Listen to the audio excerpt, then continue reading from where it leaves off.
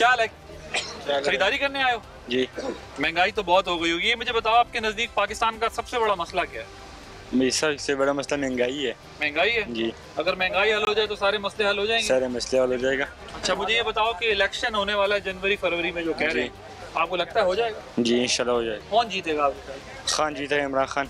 खान जीत जाएगा? खान जीत जाएगा। जब वो आएगा तो मसला हल हो जाएगा? वो कह रहे हैं कुछ भी नहीं होगा। वो जब आएगा तो मसला इंशाल्लाह हल हो जाएगा। कैसे हल होगा? क्या खान आएगा तो कोई इंसाफ आ जाएगा ना, बाकी तो सब चोर बैठे हुए हैं।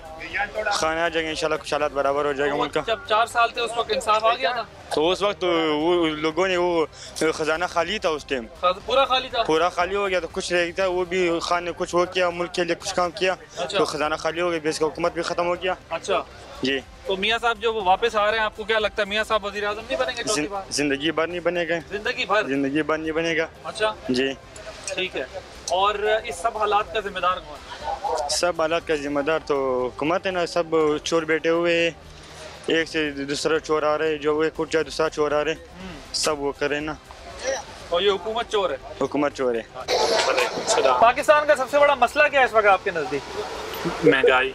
महंगाई है? हाँ जी।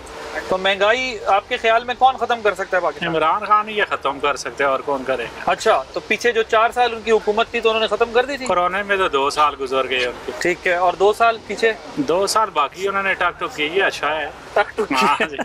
लेकिन खत्म नहीं की महंगाई? खत्म तो इंशाल्लाह टाइम लगेगा, हो जाएगा। कितने साल चाहिए? कम से कम 5 साल। 5 साल पूरे दे दें? जी हाँ। ठीक है। तो मियाँ साहब आ रहे हैं दोबारा, वो उन्होंने चौथी बार वज़ीर आज़म बने? नहीं भाई, बहुत मुश्किल है। आएंगे ही नहीं? नहीं आते, मुश्किल है, वो नहीं खान आएंगे। साहब उधर चले गए हैं ना, वो दरवाजा खुला हुआ है, वो उनके लिए ही है। अच्छा, अटक गए? हाँ, अटक में। ठीक है। तो महंगाई का असल जिम्मेदार कौन है? हुक्मरान नहीं है, और कौन है? तो हुक्मरान तो ये 16 महीने थे, 4 साल उनकी हुकूमत थी। 16 महीने में तो इन्होंने लूटा है, और क्या किया? उससे पहले 4 साल में कुछ नहीं हुआ। पाकिस्तान का इस वक्त सबसे बड़ा मसला क्या है जिसकी वजह से पाकिस्तान परेशानी में? जी, सबसे बड़ा मसला ही इस वक्त महंगाई है। महंगाई इतनी है कि डे बाय डे बढ़ रही है, और हालात ऐसे हैं कि मतलब आमदनी का जरिया कुछ भी नहीं है, और महंगाई डे बाय डे बढ़ रही है। पेट्रोल तो इस तरह से बढ़ रहा है कि जैसे पेट्रोल ना हो गया, पता नहीं क्या हो गया। बिल्कुल ऐसे है, हालात ऐसे हैं। तनख्वाहें बढ़ती नहीं है। मैं भी एज ए टीचर, खुद भी टीचर हूँ। तनख्वाह बिल्कुल नहीं बढ़ी, लेकिन महंगाई इस तरह से बढ़ी, रक्षा करने के लिए जाओ वो इतने बढ़ा चढ़ा के किराए लेते हैं। तो आप लोग तनख्वाह भी तो बढ़ाए ना, गवर्नमेंट ये क्यों नहीं सोचती? आपकी कितने साल से तनख्वाह नहीं बढ़ी? बस जैसे मैं जब से गई हूँ समझे तब से मेरी वही पे है। ठीक। अच्छा, ये बताएं, इलेक्शन जनवरी में कहते हैं कि हो जाएगा, तो अगर इलेक्शन हो जाता है तो आपके ख्याल में जो है किसकी हुकूमत बनेगी? देखे, कोई भी ना, हम लोग सिंसियर, हमें नहीं लगता कोई भी जो गवर्नमेंट में जितने बंदे आ रहे हैं सिंसियर कोई भी नहीं है, इसलिए हम लोग किस पे यकीन करें? तो मियाँ साहब आ रहे हैं, आपको लगता है कि चौथी बार वज़ीर आज़म बन जाएंगे? बनना तो नहीं चाहिए, क्योंकि सिंसियरिटी जब नजर नहीं आती ना तो फिर किसको हम करें? हम चेयरमैन- लोग को तो वोट देने के लिए कहा जाता है, इसको वोट दे, इसको वोट दे, ये सच्चा वो सच्चा, लेकिन अभी तक प्रूफ नहीं दिखाया किसी ने भी। और चेयरमैन पीटीआई जो है वो दोबारा आपको लगता है कि जेल से बाहर आ सकते हैं, वज़ीर आज़म जी बन सकते बिल्कुल हैं? आ जाएंगे, इनके पास बहुत सारे मतलब इनके ना सपोर्टिव बहुत है, आ जाएंगे। अच्छा, और वज़ीर आज़म भी बन सकते हैं? बिल्कुल बन सकते हैं। अच्छा, और मुझे ये बताएं कि 4 साल उनकी जब हुकूमत थी तो महंगाई उस वक्त ठीक थी, कोई मसला नहीं? नहीं, उस वक्त भी महंगाई बहुत थी। जब उनका टाइम आया था तो उस वक्त के हिसाब से उन्होंने जो है महंगाई की थी तब भी बहुत थी। और अभी भी महंगाई हुई जा रही है। अभी और बढ़ती जा रही है। मतलब दोनों एक दूसरे के से लगते कॉम्पिटिटर है, और एक दूसरे के कॉम्पिटिटर में ना मतलब बढ़ाते ही जा रहे हैं। हर बंदा ये बात करता है कि हम लोग आएंगे तो हालात ऐसे हो जाएंगे वैसे हो जाएंगे, लेकिन हमें नजर कुछ नहीं आया। तो आपके ख्याल में जो है वो कौन आए जो इस मुल्क के हालात ठीक कर दे? हमें तो लगता है कोई फ्रेश आइटम आना चाहिए। Fresh item? बिल्कुल, जो मतलब कोई नई जमात आनी चाहिए। बिल्कुल बिल्कुल कोई यंगस्टर में से आना चाहिए, ताकि वो अपनी आवाम को समझे, अपने लोगों को समझे। कोई पढ़ा लिखा बंदा हो जो इन चीज़ों से गुजर के, जो मतलब अपनी इन हालातों से गुजर चुका हो ना, वो आएगा तो शायद आवाम को कुछ समझे। बेशक हम ये नहीं कहते कि वो लोग भी अपने बारे में सोचे, लेकिन इतना तो सोचे कि आवाम को भी सोचना चाहिए। लोग बाहर मुल्कों की तरफ भाग रहे हैं, तो आवाम का कोई, आप कह रही हैं, ख्याल नहीं कर रहा है? अभी तक कितनी हुकूमत आई है, सब नाकाम रही। जी बिल्कुल, कोई भी कामयाब कोई भी नहीं है। ठीक, thank you so much. Sir ये बताएं, पाकिस्तान का सबसे बड़ा इस वक्त मसला क्या है? कोई कहता है माशी मसला है, कोई कहता है सियासी मसला है, कोई हालात। आपके ख्याल में क्या मसला है सबसे बड़ा? क्या बताएं, हम खुद ही मसला है बहुत बड़ा। ये बात ठीक है ना, हम ठीक होंगे, मुल्क भी ठीक होगा। अवाम की भी गलती है आप कह रहे हैं? बहुत ज्यादा। ये बात तो वैसे आप ठीक कर रहे हैं। महंगाई के असरात तो सब देख रहे हैं। आपको लग रहा है जनवरी फरवरी में इलेक्शन हो जाएंगे इंशाल्लाह? और किसकी हुकूमत बन जाएगी? देखिए, हम भी कुछ कह नहीं सकते, मैं इतना पॉलिटिक्स में नहीं हूँ। तो आपको लगता है कि इलेक्शन हो गए तो मुल्क के हालात बेहतर होना शुरू हो जाएंगे? ये मसले का हल है इलेक्शन? उम्मीद तो अच्छा अल्लाह से रखनी चाहिए ना, इंशाल्लाह। ठीक है, तो मियाँ साहब आ रहे हैं, आपको लगता है कि चौथी बार भी वजीर आजम बन जाएंगे? देखिए इंशाल्लाह। अच्छा, इधर आपने इंशाल्लाह कहा, इसका मतलब आप चाहते हैं कि वो बन जाए। तो क्या फर्क पड़ेगा उनके आने से? अब ये तो अल्लाह ही जानता है यार, अभी हमें क्या पता। वैसे आपने कह दिया इंशाल्लाह, आ गए तो देखा जाएगा। हमारी चॉइस है ना। सिंध में वो बिलावल साहब कहते हैं कि लेवल प्लेइंग फील्ड जो है वो होनी चाहिए और सबके लिए यकसा मौके होने चाहिए, तो उनकी डिमांड जो है वो ठीक है? कह तो सही रहे हैं, वो अमल कुछ नहीं है। सिंध में किसकी हुकूमत बनेगी अगली, आपको क्या लगता है? एक ही की बनती, पीपल्स पार्टी की बनेगी और इसकी बार बार उन्हीं की बन जाती है। ठीक है, और वफाक में किसकी लगता है?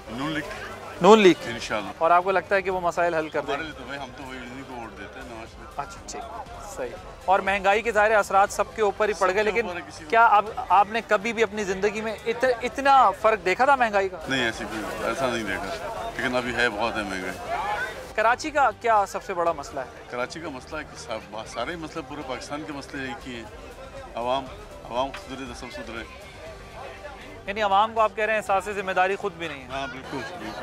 सब हुकूमत पे डाल देते। गटर के ढकने कौन चोरी करता है? बिलावल आके ले जाता है, नवाज शरीफ ले जाता है, कौन ले जाता है? हमारे चर्चिल, इनको क्यों नहीं रोका जाता?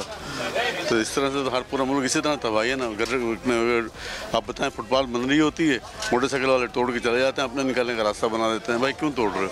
जी, ये कह रहे हैं अवाम को भी समझना चाहिए, और बात ठीक भी है।